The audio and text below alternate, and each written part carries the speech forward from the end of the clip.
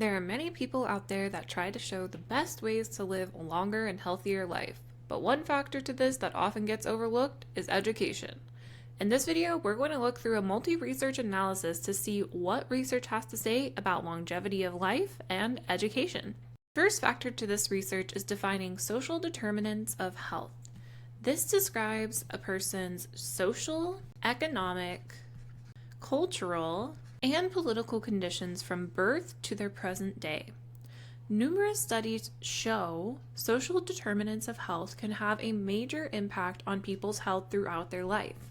The main reason behind this can almost be described as a cascading effect. More education leads to better employment with potentially a higher income that grants better access to healthcare.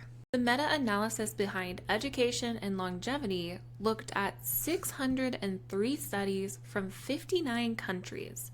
Essentially, all the results were compiled together from these studies and trends were analyzed. On average, it was found that with each year of education, a person's risk of death goes down by about 2%. This stands true for mostly young adults, but there were positive correlations found in older people as well.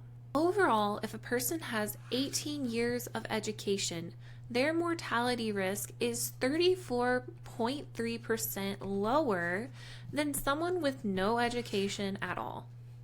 Keep in mind, education can have many faces, and this study can hold true in a lot of different circumstances. Of course, exercise and eating healthy foods are the gold star for making sure our bodies stay well as we age.